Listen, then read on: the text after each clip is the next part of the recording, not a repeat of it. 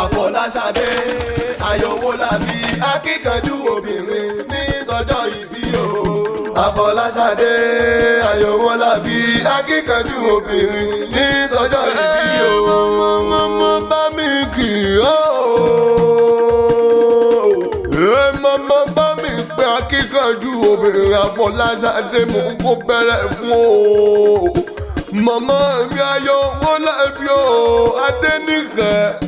Mo ní bínú ilé ló bá wà o, mo fẹ́ kó o mọ̀ gbọ́ mi torí mo pè ọ́ ládéládé mo pè ọ́ lóyè ni.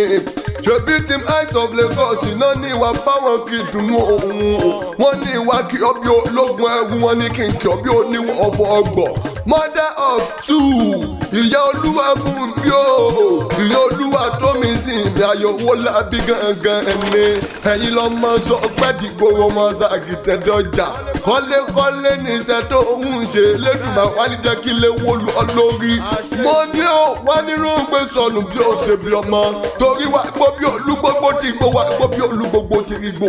Wá mọ́ fẹ́rìgì jòbí yo, wá fẹ́rìgì jòbí yo. Ó wá ní mọ̀sáré ọmọ. Mo ní ó wá ní kúkú ọ̀fọ̀ nípa wọn jíjú ẹ̀sìn láṣọ lọ́rọ̀ bá mi nìkan ni. Mo ní ó wá ní ṣìrìn, ó ní kàgbàkú lọ́jọ́ ayé rẹ̀.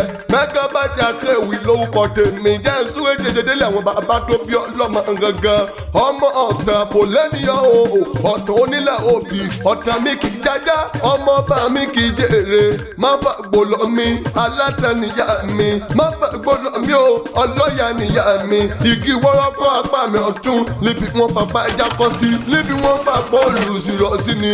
Ọmọ olóbì bàjẹ́ nìyí, ọmọ olóbì kankan. Èyí tá a bá fẹ́ ní wọ̀ sẹ́rù ẹni, èyí tá a bá fẹ́ àwọ̀ sí ju ẹranko amú wọn jẹ ni. Ọmọ wa nìyọ́ o, ọmọ ẹkùn nìyọ́. Owolabi o, ṣèbẹ́yìn ló máa gbó sẹ́sẹ́ fún ìyálé o. Ọmọ agbẹ́yìn kùlé lémọ̀ iye odù tó sẹ́ ni bàbá tó bí yín lọ́mọ ni. Ẹ̀yin lọ́mọ ajítẹ̀rù, owó àjàká nìyọ́ o. Ọmọ dúgbẹ̀dùgbẹ̀dù nílé bàbá tó bí ọlọ́mọ. Tẹ́nigbọ́ lánìyín, ọmọ afọ́nà ọjà. Òṣèré nìyọ́ o, ọmọ onílẹ̀ òbí tó gbó tí igbó ní bàbá tó bí yín lọ́mọ nẹ́dẹ́ni. Ẹ̀yin lọ́mọ olóbì mẹ́rìndínlógún, ọmọ olóbì kan àjẹfọwọ́ wo ohun díẹ̀ lẹ́yìn ní bàbá tó bí ọlọ́mọ. Adenike Owolabi Folashade ni mo kó bẹ̀rẹ̀ fún mother of two. Ìyá olúwa fún mi o, ìyá olúwa tó sì gangan. Wọ́n ní ó ti wá sọdún èlé iná. Àṣẹ ìṣètúnṣe láṣẹ lẹ́dùnmáre ọba mi ni ó wá ní sunkún ọmọ, wá ní jókòó bànújẹ́ láṣọ lọ́rùn ọba mi.